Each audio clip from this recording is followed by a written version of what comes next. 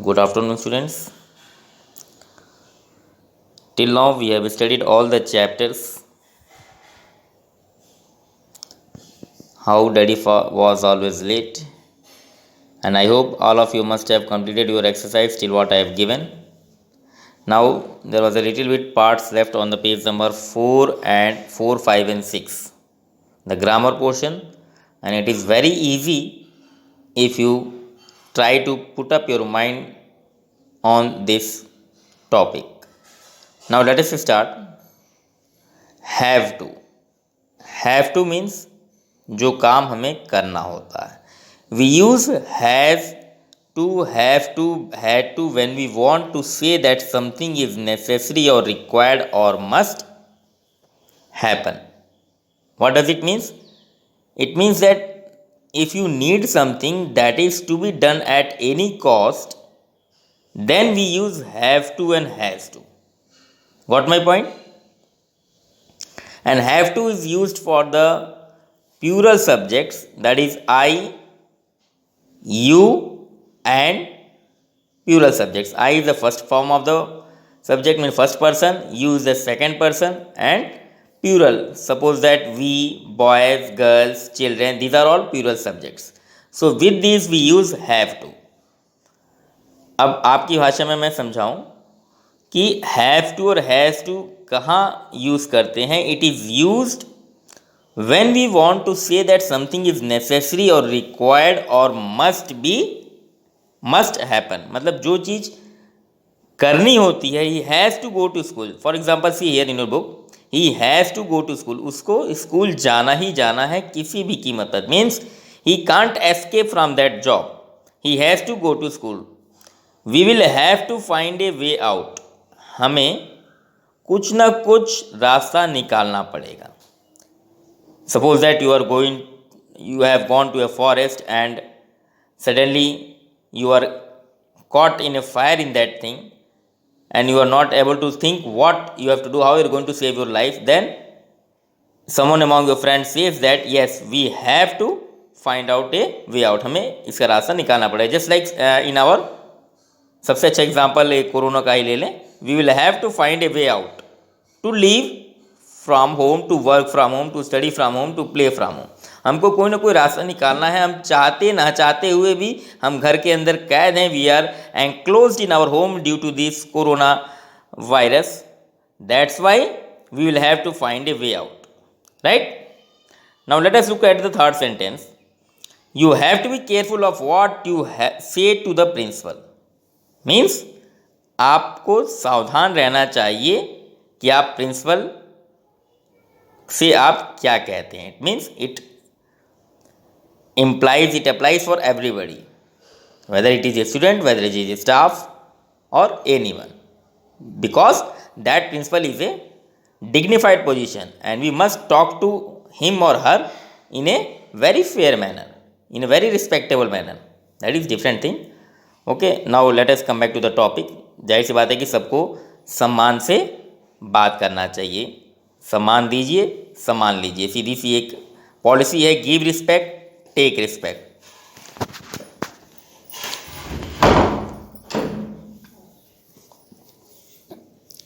If we do not have to do something, it is not necessary और required.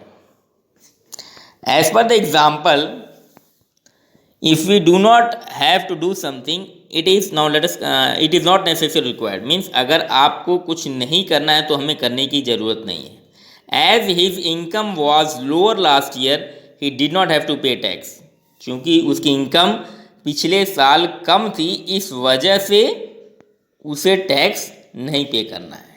तो we can see that here we have been using have to or has to depending upon the subject, and the main focus is on the uses. means whenever you want to say something that something is necessary, then only we are going to use have to.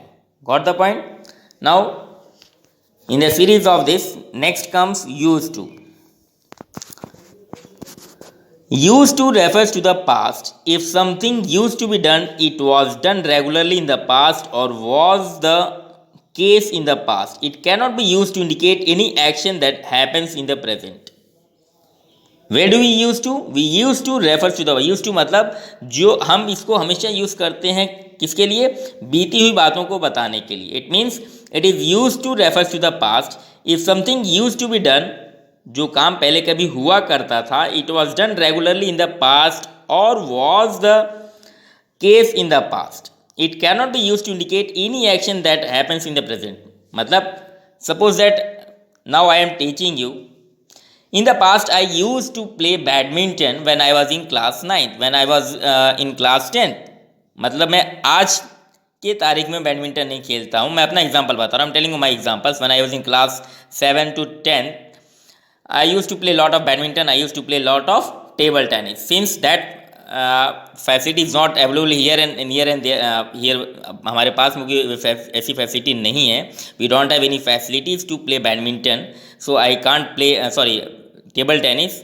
So I can't play table tennis. But when I was in Chabua way back in 1990 to 1995, we used to live in the Air Force Station, and Air Force Station has got lots of facilities of playing indoor games and outdoor games as well as. तो उन चीज़ों को बताने के लिए अगर मैं अपने बारे में कोई बीती हुई बात बताना चाहता हूँ, जैसा कि आप बड़े हो जाएं और आप कहें कि we use to learn English in a very fair and free manner, means we use to learn English, या we use to go to Gorakhnath temple when I was young. आप में से बहुत लोग अब यहाँ पे पढ़ेंगे, आगे बढ़ेंगे जीवन में, कहीं किसी की शादी होगी, कोई कहीं जाएगा. It means someone will do the job. So आप अपने दोस्तों से बात करेंगे, अपने बचपन की बात करेंगे, तो आप क्या कहेंगे? I use to go to Gorakhnath temple in the month of January when I was young. कहने का मतलब कि जब मैं छोटा था तो मैं गोरखनाथ टेम्पल जाया करता था जनवरी के महीने में मेले में. तो उन सब चीज़ों को बताने के लिए हम क्या यूज़ करते हैं? We use to. And this exercise you have already done in your book. See question number C1. Now comes the number of need. Need हम कहाँ यूज़ करते हैं? Auxiliary verbs are helping verbs. Modal auxiliary verbs जो क्या होते हैं? Auxiliary means helping. The particular meaning of this auxiliary is helping. Modal auxiliaries are those that express possibility, necessity, permission and prediction. Modal auxiliaries क्या होते हैं? जो आपको बताते हैं क्या? संभावना है. पॉसिबिलिटी मीन्स संभावना है. नेसेसिटी मीन्स जरूरत. परमिशन मीन्स आज्ञा. And prediction means to predict anything what is going to wit is unpredictable. मतलब किसी को आप बताना हो कि भविष्य में क्या होने वाला है, अंदाज़ा लगाना. हिंदी में इसका मतलब क्या हो गया? अंदाज़ा लगाना. सो नीड का यूज़ क्या है? Need is used as both a main verb and a modal auxiliary. Need को हम मेन वर्ब की तरह भी यूज़ करते हैं और मॉडल ऑक्सिलरी की तरह भी यूज़ करते हैं. As modal need mostly occurs in negative sentences and questions. मतलब अगर नीड को हम मॉडल की तरह यूज़ करें, then it is used mainly occurs in the negative sentences. Here you can see need is a model. The finishing touch need not take long. I think यहाँ पर ही model का काम कर रहा है. ब्रैकेट में देख रहे हैं, it is written in modal. जो फिनिशिंग टच, हम मान लीजिए कोई आप चीज़ बना रहे हैं, आप घर बना रहे हैं या आप टेबल बना रहे हैं, ठीक है, और आप उसको इंग्लिश में कहना चाहते हैं कि भाई अब ये ज़्यादा टाइम नहीं लगेगा, बस फिनिशिंग करना है, तो उसको आप इंग्लिश में कैसे बोलेंगे? The finishing touch need not take long. If Sheila does not want to, she need never go there again. अगर शीला नहीं चाहेगी तो फिर वहाँ कभी नहीं जाएगी. तो यहाँ पर भी you can see need has been used as a modal. What is the rule here says? As model need mostly occurs in negative sense. So in the second sentences you are looking that Sheila is the subject here and she don't want to go there. So this indicates the negative portion here. See my fingers, doesn't want to. So need support like this. Need I say more about it? Need I continue with the project? क्या मुझे इसके बारे में कुछ और कहना चाहिए? क्या मुझे प्रोजेक्ट के बारे में कुछ और कहना चाहिए? ये क्या है? मॉडल है. तो if need is used in negative sentences and questions, it is used as a modal. मतलब जब मॉडल की तरह हम इसको यूज करेंगे, जैसा कि यहाँ पे रूल में ऊपर लिखा हुआ है, then we will means as a modal. If we are using need as a modal, it mostly occurs in negative and sentences and questions. Now one more use is here. The modal need is used in certain expressions to emphasize the fact that the person you are talking is to already knows that what are you going to say or it is obvious. Need को हम, इस model need को हम एक और तरीके से use करते हैं जब आपको ये पता हो, जब आपको ये जोर दे के, एम्फेसाइज का मतलब जोर दे के बात करना, कि जिस व्यक्ति से आप बात करने जा रहे हैं, the person to whom you are talking about already knows that you are what you are going to say और इट इज़ ऑब्वियस, कि आप कहने वाले हैं, उसे वो चीज़ मालूम हो, टू ऑलरेडी नोज, वो जिस बात को जानता हो। जैसे कि एग्जाम्पल में देखिए, need I say more, I need not add anything, क्या मुझे कुछ और कहना चाहिए, इसके बाद भी रह जाता है कुछ बोलने के लिए, आई need not add anything, so it's so obvious. तो ये जाहिर सी बात है कि अगले जिस आदमी को आप कह रहे हैं वो आपकी बात को समझ रहा है। तो उस स्थिति में आप नीड को कैसे यूज करते हैं, इज यूज इन सर्टेन, किसी किसी जगह जहां पर अगला आदमी, when the person in front of you knows that what you are going to say, the fact that the person you are talking to already knows, जिस व्यक्ति से आप बात कर रहे हैं उसे पहले से ही मालूम हो कि आप क्या बोलने जा रहे हैं, उसका क्या रिजल्ट होने वाला है। Got the point? Now the modal need not is used in certain expressions to tell someone that something is not necessary in order to make them feel better. Modal जो नीड नॉट है is use in certain, कुछ expressions में use किया जाता है कुछ बताने के लिए, that something is not necessary, कभी कभी कुछ चीज़ें ज़रूरत नहीं होती हैं, in order to make them feel better, उनको अच्छा फील करने के लिए। जैसे कि for example let us see the example has been given here, such a long journey can be horrible, इतनी लंबी जर्नी आपके लिए खतरनाक हो सकती है, horrible means dangerous, but it need not remain what that way, लेकिन आप जैसा सोचते हैं वैसी जर्नी किसी ने लंबी यात्रा की है, आप में से किसी ने भी, देखिएगा, ठीक है। I have travelled all over India, so I do not feel bore in the trains, I like train journey. मैं अपनी बात बता रहा हूँ, ठीक है। आप में से बहुत से लोग होंगे जिन्होंने ट्रेन की लंबी यात्राएं की होंगी, 2 दिन 3 दिन, ठीक है।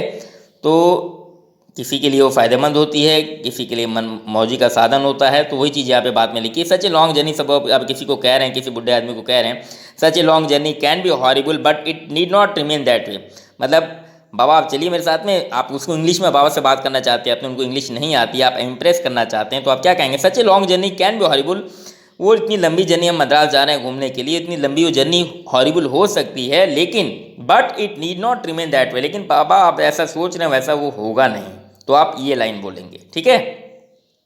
You need not worry about it, आपको इसके बारे में चिंता करने की जरूरत नहीं है। The journey need not to be so boring, we can make it enjoyable, जो जर्नी है बोरिंग नहीं होगी, बाबा 2 दिन की जर्नी है, अरे यार 2 दिन की जर्नी है, हम उसको इंजॉय, लूडो खेलेंगे, गाने गाएंगे, कभी एक डिब्बे से दूसरे डिब्बे जाएंगे, and train journey is really enjoyable, I have enjoyed the train journey throughout my life, in the last 42 years I have been doing so, पिछले 42 सालों में मैं यही काम कर रहा हूँ, and train journey is one of my own hobby, train journey जो है मेरी एक हॉबी में से भी है, मुझे ट्रेन जर्नी करना बहुत पसंद है। मैं अपनी बात बता रहा हूँ भाई, अपनी एग्जाम्पल मैं बता रहा हूँ, ठीक है। Now let us come to the last line of this page, page number 5, it is also use to suggest और advise someone that they should not do something, मतलब हम कहाँ यूज़ करते हैं कि कभी कभी आप किसी को सजेस्ट करना चाहते हैं कि वो काम वो ना करे, उस स्थिति में भी आप वो काम, वहाँ पर हम नीड का यूज़ करते हैं। Now the last thing on page number 6, look you need not shout like this, आपको इस तरह चिल्लाने की जरूरत नहीं, I can hear what you से। अब आप मेरे ऊपर ही कहेंगे कि भाई सर आप बेमतलब का चिल्ला रहे हैं, हम आपको सुन सकते हैं। तो मेरे प्यारे बच्चों, I am far away from you, मैं आपसे बहुत दूर बैठा हूँ, मेरी आवाज़ सिर्फ आप तक पहुँच रही है और मेरी उंगलियाँ आपको देख रही होंगी, सॉरी आप मेरी उंगलियों को देख रहे होंगे, तो आप तक आवाज़ पहुँचाने के लिए मुझे ज़ोर से चिल्लाना पड़ेगा, ठीक है ना। चलिए, I can lift the box you need not bother, मैं ये बॉक्स उठा सकता हूँ, आपको चिंता करने की ज़रूरत नहीं है।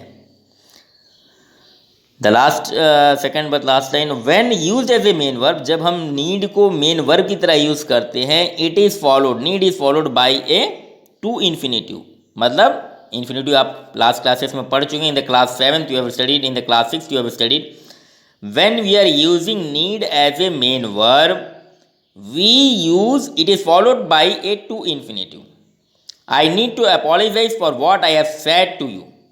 मुझे आपसे माफ़ी मांगनी चाहिए जो चीज़ मैंने आपसे अभी बात कही है। मेन वर्ब यहाँ पर ये देखिए, I is the subject here, need is the main verb, and just after the need here to has come. आप देख सकते हैं जस्ट नीड के बाद ये टू आया हुआ है, ठीक है ना। वेल फॉर हेवन सेक, मतलब यहाँ पर जो नीड है ये मेन वर्ब की तरह यूज हो रहा है। Well for heaven sake you don't need to apologise. यहाँ पर भी देखिए नीड क्या आ रहा है, वर्ब की तरह आ रहा है, मेन वर्ब की तरह। यू क्या हो गया, subject. There are two parts of the sentence here, one part up to sake and other part up to after sec.